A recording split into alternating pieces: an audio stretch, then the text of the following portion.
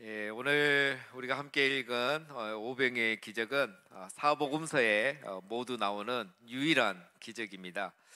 그만큼 이 기적은 예수님이 어떤 분이신가에 대해서 가장 잘 나타내는 표적이라고 할 수 있을 겁니다. 그러나 제자들은 이 오병의 기적을 기록한 의도는 다 다릅니다. 제자들마다 각자가 강조하고 싶은 것을 따라서 기록의 순서를 다르게 했습니다. 요한은 이 오병의 기적을 통해서 예수님은 생명의 떡이다라는 것을 강조하고 싶었습니다. 그래서 요한은 이 오병의 기적을 기록한 이후에 예수님이 생명의 떡이라는 이 강론 설교를 하셨는데 그 많은 분량을 다 기록으로 남겨 놓았습니다. 그리고 오늘 마태는 보면 이 오병의 기적을 세례 요한의 죽음 이후의 사건으로 기록을 하고 있습니다. 분봉왕 헤롯이 세례 요한을 어이없는 일로 죽였는데 마태는 이 두 사건을 연결해서 지금 기록을 하고 있다는 것입니다. 바로 이 분봉왕 헤롯과 또 참된 왕이신 예수님을 대조하면서 강조하고 싶은 것이 마태는 있었던 것입니다. 여러분, 마태는 이 마태복음을 기록하면서 가장 초점이 왕으로 오신 예수님, 우리의 구주이고 왕이신 예수님에 대해서 기록을 했다고 그랬죠. 다시 기억을 되살려 보면은 예수님이 탄생하실 때 누가는 목자들이 와서 예수님의 탄생을 축하하는 내용을 기록했고, 마태는 동방박사들이 와서 예수님의 탄생을 축하하는 내용을 기록했습니다. 그리고 그 축하하는 방식도 보면 목자들은 예수님의 탄생을 축하하면서 찬양하고 돌아갔고, 동방박사들은 왕의 탄생을 축하하기 때문에 그들은 이 왕이신 아기 예수님께 세 가지 예물을 드리고 그들은 돌아갔던 겁니다. 이것이 바로 기록의 목적에 따라 기록의 내용이 달라지는 것입니다. 오늘 오병의 기적도 마찬가지입니다. 이 마태는 분봉왕 헤롯과 참된 왕이신 예수님을 대조하면서 오늘 우리에게 주고자 하는 메시지가 있는 것입니다. 자, 여러분, 우리가 지난주에 살펴봤지만 이 분봉왕 헤롯은 어떤 사람이었습니까? 그는 모든 권력과 부를 가졌지만 사실은 두려움과 허영심의 사람이었다라는 것을 살펴보았습니다.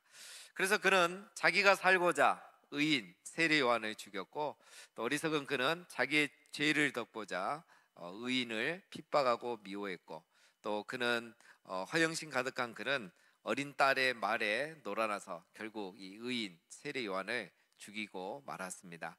두려움과 허영심에 끌려가며 산 이 헤롯은 자기 백성을 불쌍히 여기며 또 돌보아줄 그런 여유가 전혀 없는 아주 나약한 왕에 불과했습니다. 오직 자기만 살고자 의인, 의로운 사람도 죽여버리는 그런 사람이 바로 분봉왕 헤롯이었습니다. 지난주에 우리가 본문을 살펴봤는데요. 이 내용 마지막에 보면은 이제 요한의 제자들이 세례 요한의 시신을 장례를 하고 그리고 예수님께 와서 이 사실을 보고를 했습니다. 자기의 스승이 이 불의한 왕, 악한 왕에 의해서 죽임을 당했다는 것을 예수님께 알려준 것으로 끝났습니다. 오늘 본문은 그 뒤에 이어지는 내용입니다. 그들은 이렇게 보고를 하고 이제 예수님이 최소한 어떤 행동을 해주거나 또는 한마디 말씀 정도는 해줄 것을 기대했을 것입니다. 그러나 예수님은 어떠한 행동도 하지 않고 한마디도 하지 않으셨습니다. 13절에 보면 예수께서 들으시고 이 세례 요한의 죽음에 대한 소식과 장례식을 대한 이야기를 들으시고 배를 타고 떠나사 따로 빈들에 가시니 무리가 듣고 여러 고을로부터 걸어서 따라간지라. 예수님은 이 세례 요한의 소식을 듣고 그냥 배를 타고 가버나움을 떠나신 겁니다. 그리고 가버나움의 바로 건너편에 있는 벳세다라는 곳에 가서 빈들로 가셨다는 겁니다. 여러분, 우리 예수님은 왜 이런 불의한 왕 그리고 이 악한 왕에 대해서, 불의에 대해서 침묵하고 계실까요? 우리는 물론 그 이유를 다 정확하게 알 수는 없습니다. 그러나 우리 예수님의 사역을 보면 예수님이 항상 이 불의와 악에 대해서 침묵하셨던 것만은 아닙니다. 예수님은 불의와 불의한 자를 향해서 정말 맹렬하게 비난하셨던 적도 있고, 또 어쩔 때는 조용히 그 자리를 떠나신 적도 있습니다. 즉 우리 예수님은 언제는 적극적으로 대응해야 되고 또 언제는 이렇게 피하는 것이 좋은지를 잘 분별하셨다는 것을 우리는 배울 수가 있는 것입니다. 자, 예수님은 이렇게 별다른 말씀이 없고 이제 벳세다에 있는 빈들로 가셨습니다. 그러나 거기서도 역시 우리 예수님은 실수가 없었습니다. 사람들이 어떻게 알았는지 예수님이 여기 오신 걸 알고 또 일부는 걸어서 저 가버나움에서 이곳까지 예수님을 따라왔습니다. 불의한 왕 헤롯에게 죽임을 당한 세례 요한에 대한 소식을 들은 우리 예수님의 마음은 어떠실까요? 아마 지금 충격이 채 가시기도 전일 거고 또 마음이 굉장히 복잡하실 것인데, 예수님은 자기를 찾아온 이 많은 무리들을 그대로 영접하시고 그들에게 말씀을 가르치시고 많은 병자들을 고쳐주시고 있습니다. 여러분, 헤롯이 예수님의 소문을 듣고 그것은 바로 자기가 죽인 세례 요한이 다시 살아났다고 생각을 했던 것이죠.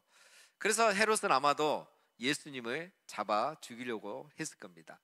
그래서 예수님이 이 가버나움을 떠나 벳세다로 이 소식을 듣고 바로 가신 이유 중에 하나가 추측컨대 헤롯의 이런 분위기를 알기 때문에 예수님이 일부러 자리를 피하셨다, 그런 연구도 있습니다. 어쨌든 예수님은 지금 이런 힘든 상황에서 많은 사람들이 자기를 찾아왔지만 공개적으로 이 많은 사람들에게 복음을 가르치시고 또 병자들을 고쳐주고 계신다는 것입니다.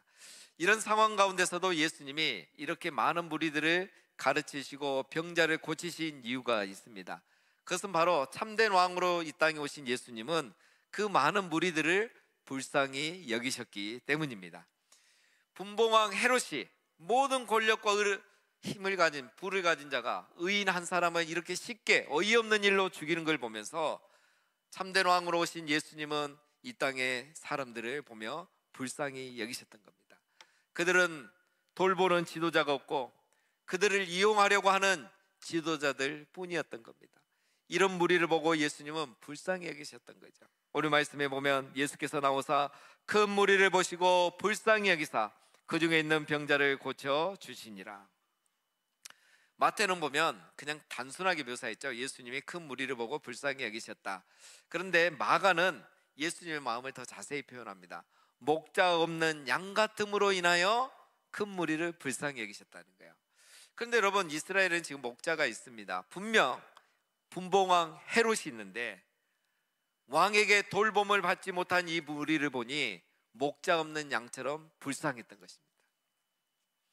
그들에게는 종교적인 지도자가 있습니다. 분명 제사장이 있고 바리새인이 있고 서기관들이 있는데 영적으로 전혀 도움받지 못하고 양육받지 못하는 그들을 보니 목자 없는 양처럼 예수님은 불쌍히 여기셨던 것입니다. 이 무리를 보니 그들은 의지할 자도 없고 또 고통을 호소할 곳도 없는 그런 불쌍한 자들이었던 것입니다. 그래서 예수님은 이 무리들을 불쌍히 여기시고 그들에게 하나님 나라의 복음을 가르치시고 병든 자들을 고쳐주셨던 것입니다. 오늘 이 가르침과 병고침의 시작은 불쌍히 여기심이었던 겁니다. 이제 우리가 살펴볼 뒤에 나올 내용, 오병이의 기적의 시작도 불쌍히 여기심이었던 겁니다.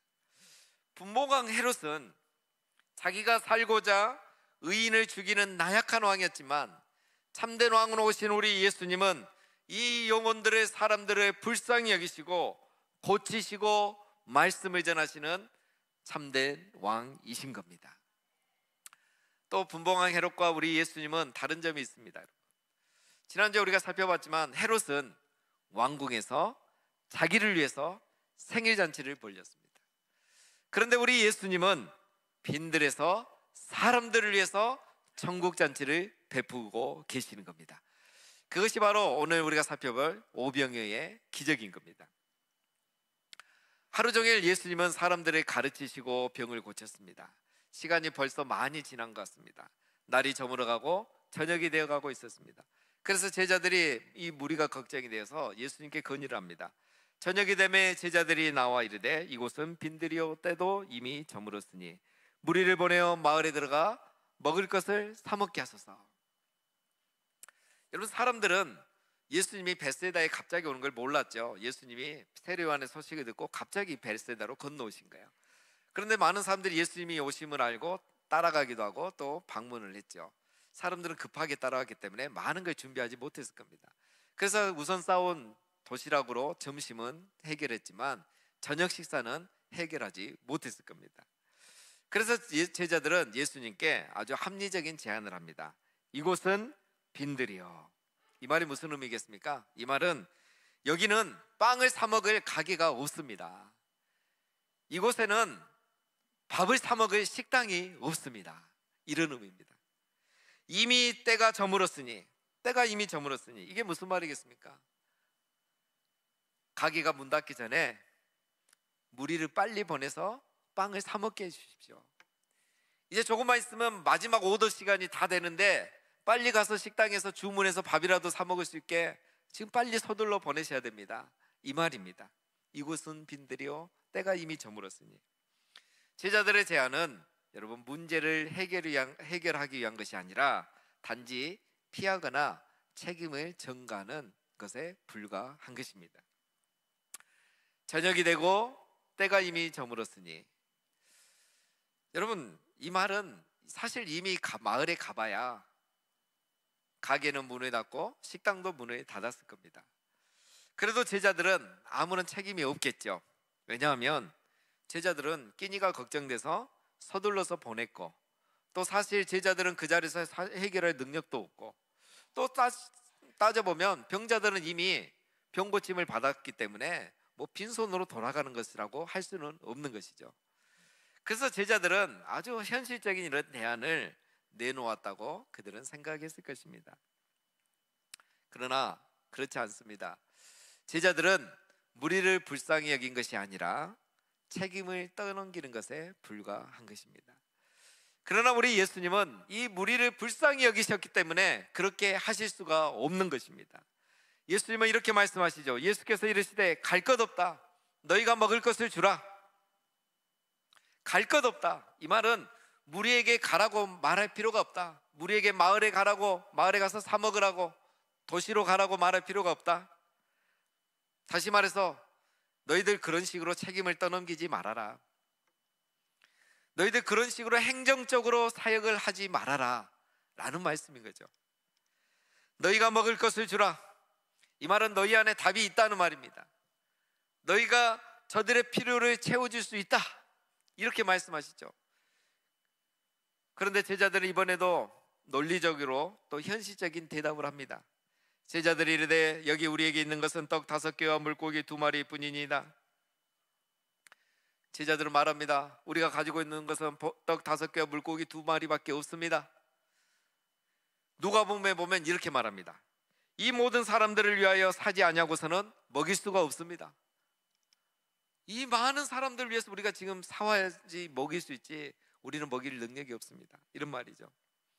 그런데 여러분 생각해 보면 예수님이 이걸 다 알고 계시잖아요. 오병이어 가지고는 이 무리의 필요를 채워줄 수 있는 답이 아니라는 것을 예수님은 압니다. 오히려 이 오병이어는 무능력한 현실을 적나라하게 보여주는 것에 불과하다는 것을 예수님도 아십니다. 그래서 제자들이 할 수 있는 것은 사실 없다는 것을 예수님은 알고 계시죠. 그런데 예수님이 왜 이 말씀을 하셨겠습니까? 제자들이 해야 될 일이 하나가 있죠. 예수님이 이렇게 말씀하십니다. 이르시되 그것을 내게 가져오라 하시고 오병이어를 내게 가져오라 하셨습니다. 그래서 예수님은 사람들을 잔디 위에 앉게 하시고 오병이어를 가지시고 하늘을 우러러 축사하시고 제자들을 통해서 사람들에게 나눠주었습니다. 그런데 어떤 일이 일어납니까? 그 많은 무리가 다 배불리 먹고 12바구니를 가득 채울 정도로 남게 된 것입니다. 먹은 사람이 여자와 어린아이 외에 5,000명이라는 거예요. 이 말은 최소한 그 자리에 10,000명, 최대 15,000에서 20,000명까지 그 자리에 있었다는 거예요. 분봉왕 헤롯은 자기를 위해서만, 자기 배를 채우기 위해서 왕궁에서 생일잔치를 벌였지만 참된 우리의 왕으로 오신 예수님은 불쌍한 무리를 위해서 빈들에서 잔디밭에서 천국잔치를 베푸시고 모든 무리를 배부르게 해 주셨던 것입니다. 여러분, 분봉왕 헤롯은 허영심만 가득하여 자기 배만 불리는 나약한 왕이지만 예수님은 긍휼이 많으셔서 굶주린 사람들을 배불리게 하시는 참된 왕으로 오신 겁니다. 그런데 제자들이 이것을 알아보지 못한 거예요. 이런 예수님을 알아보지 못한 거예요. 예수님은 죽은 사람을 살리는 기적은 행하지만 산 사람을 먹이는 기적은 하지 못한다고 생각한 거예요. 예수님은 병든 자를 고치는 기적은 행할 수 있지만 굶주린 사람에게 먹일 수 있는 기적은 행할 수 없다고 생각했던 거예요. 그래서 그들은 예수님께 요청하지 않았습니다. 빨리 마을로, 가게로, 식당으로 내보내야 된다고 말했던 것입니다. 헤롯은 왕궁에서 죽음의 생일잔치를 벌이는 그런 악한 왕이지만 우리 예수님은 빈들에서도 배부름의 잔치를 벌여줄 수 있는 하나님이라는 것을 제자들은 몰랐던 것입니다. 모세는 기도해서 하나님이 하늘에서 만나를 내리셨지만 우리 예수님은 이 오병이어 가지고 축사만 하셔도 모든 사람을 빈들에서 배불리게 해줄 수 있는 하나님이란 것을 그들은 몰랐던 것입니다. 그래서 제자들은 어떻게 합니까? 책임을 전가하고 문제를 회피하고 예수님 앞에서는 지극히 합리적이고 현실적이고 이성적인 논리적인 이야기만 하고 있는 것입니다. 마치 우리들이 예수님 앞에 그렇게 하는 것처럼요. 사랑하는 여러분, 우리 예수님은 빈들에서 많은 무리를 먹이시고 광야에서 오병이어로 배불리 먹이시는 참된 왕이시오 우리 하나님이신 겁니다. 엘리사는 12개의 빵으로 200명을 먹이는 선지자였지만 우리 예수님은 빵 5개로 10,000명, 20,000명을 먹이시는 살아계신 하나님이신 겁니다. 참된 왕이신 예수님은 분봉왕 헤롯과는 이렇게 차원이 다릅니다. 자기 배만 부리려고 하는 이 세상의 왕들과는 이렇게 다른 겁니다. 우리 예수님은 오병이어로도 배부르게 하실 수 있고 심지어는 자기 살을 가지고 우리에게 생명의 떡을 주시는 그런 하나님이십니다. 사랑하는 여러분, 이 분봉왕 헤롯과 같은 그런 지도자들이 만연한 이 시대에 참된 왕 예수님이 베푸시는 이런 은혜를 우리가 항상 누리며 살아갈 수 있기를 바랍니다. 왜냐하면 우리 예수님은 지금도 살아계시고 지금도 여전히 이런 은혜와 기적을 우리 가운데 베풀고 계시기 때문인 것입니다. 그러면 우리 예수님은 오늘 이 기적을 보면 언제 어디서 이런 기적을 행하시고 이런 은혜를 베푸셨을까요? 여러분, 오늘 오병이어는 이 기적은 장소와 시간이 굉장히 중요합니다. 오늘 말씀에 보면 저녁이 되매 제자들이 나와 이르되 이곳은 빈들이요 때가 이미 저물었으니. 여러분, 오늘 예수님은 대낮에 도시에서 광장에서 오병이어 기적을 일으키신 것이 아니라는 겁니다. 저녁이 되매 빈들에서 때가 이미 저물었을 때 오늘 이 기적이 일어난 거예요. 사람의 생각으로 가능하지 않는 시간에 가능하지 않는 장소에서 일어난 것입니다. 저녁이 되매 이 말은 이미 식당 문 다 닫았다는 거예요. 이미 때가 저물었으니, 때가 이미 저물었단 말은 어디 가서 양식을 구할 수 있는 시간은 이미 지났다는 거예요. 이곳은 빈들이요. 여러분, 도시에 가면 가게가 있죠. 또 식당이 있습니다. 마을에 가면 가족이 있고 양식을 빌릴 수 있는 친구가 있습니다. 그러나 빈들은 아무것도 없고 아무도 없는 곳입니다. 우리 예수님은 바로 이 날이 저물어 갈 때 아무런 도움도 받을 수 없는 빈들에서 오병이어의 기적을 일으키신 것입니다. 제자들은 날이 더 저물기 전에 빨리 식당에 가서 가게 가서 빵을 구하게 하라고 생각했습니다. 제자들은 빨리 이 빈들을 떠나서 마을로 가서 도심으로 가서 식량을 사든지 밥을 사 먹든지 하게 해야 된다고 생각을 했던 것입니다. 그러나 우리 예수님은 아닙니다. 예수님은 사람들이 많은 마을이 아니라 사람들이 없는 빈들에서 뭐든 해볼 수 있는 대낮이 아니라 아무것도 할 수 없는 해가 이미 저물었고 저녁이 되었을 때 우리 예수님은 그때 기적을 행하시고 은혜를 베풀어 주신 것입니다. 사랑하는 여러분, 예수님은 우리를 불쌍히 여기시고 우리를 배부르게 하시는 왕이시지만 예수님은 왕궁에 계시지 않았고 도심에서 사역하지 않으셨고 한낮에 기적을 행하지 않으셨습니다. 오히려 예수님은 날이 저물어 갈 때 빈들에서 있을 때 그때 예수님은 기적을 행하신 것입니다. 내 힘으로 안 될 때, 빈손으로 걸을 때, 찬양가사처럼요. 즉 내 힘으로 아무것도 할 수 없는 저녁이 되었을 때, 아무런 도움도 받지 못하여 이제는 빈손이 되었을 때, 이제는 마지막 희망조차 없다고 생각되는 저녁이 되었을 때, 마지막 기회마저 이제 지나가 버린 때가 이미 저물었을 때, 이제는 더 이상 할 수 있는 것이 없다고 생각되는 정말 빈손이 되었을 때에, 그때가 바로 하나님의 때, 주님이 일하시기 시작하는 때라는 사실인 것입니다. 나에게는 오병이어 밖에 없고 이것으로는 내가 아무것도 할 수 없다는 것을 알 때 예수님은 그 오병이어를 가지고 주님 앞에 나오는 그 사람에게 오늘 놀라운 기적을 행하셨던 것입니다. 여러분, 우리는 섣불리 생각합니다. 오병이어로는 아무것도 할 수 없다고 우리는 생각하고, 날이 저물어가니 이제는 희망도 없고 기회가 없다고 우리는 섣불리 생각하고, 빈들에서는 아무런 사람도 없고 도움도 받을 수 없다고 생각하고 우리는 포기해야 된다고 생각합니다. 그래서 우리는 이때 어떻게 합니까? 제자들처럼 마을로 빨리 가려고 합니다. 도심으로 가면 기회가 있다고 생각합니다. 다시 날이 밝으면 내가 뭐든지 해볼 수 있을 거라고 생각합니다.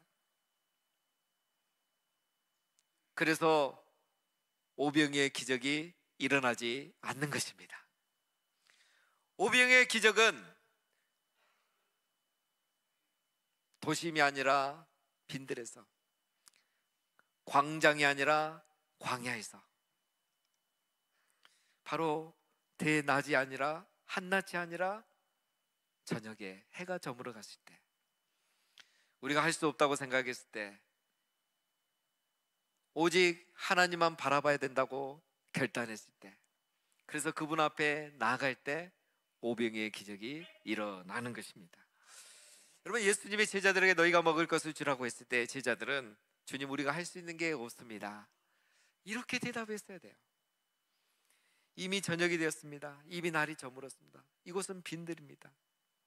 그래서 식당에 빨리 내보내야 됩니다. 마을로 빨리 내려보내야 됩니다. 이것이 아니었죠. 이미 날이 저물었고 이곳은 빈들이 있어서 주님, 우리가 할 수 있는 게 없습니다. 그러나 당신이 우리의 왕이시지 않습니까?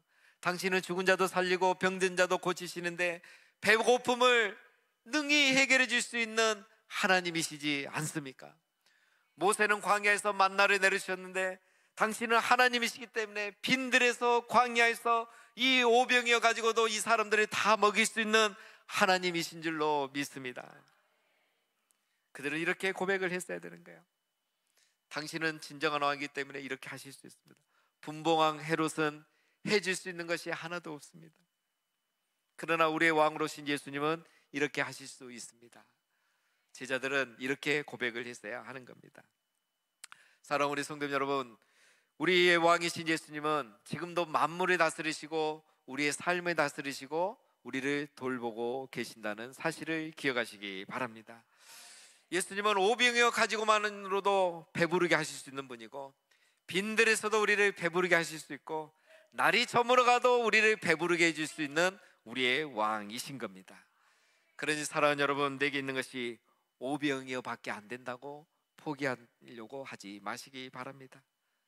내가 있는 이곳이 빈들이라고, 아무도 없다고, 아무도 나를 도와주지 않는다고, 더 이상 도움을 받을 곳이 없다고 여러분 혼자라고 생각하지 마시기를 바랍니다. 내가 지금 현재 빈손이라고, 할 수 있는 것이 없다고 두려워하지 마시기를 바랍니다. 날이 저물어 갈 때, 빈들에서 걸을 때, 내 힘으로 안 될 때, 빈손으로 갈 때, 오히려 내게 있는 그 작은 오병이어 가지고 내가 주님 앞에 나아갔을 때, 그때가 바로 하나님의 때고 주님이 일하시기 시작하는 때인 것입니다. 우리 예수님은 왕궁이 아니라 빈들에서 잔치를 베풀어 주셨다는 걸 기억하시기 바랍니다. 예수님은 광장이 아니라 광야에서 천국 잔치를 베푸시고 우리를 배부르게 해 주셨던 것입니다.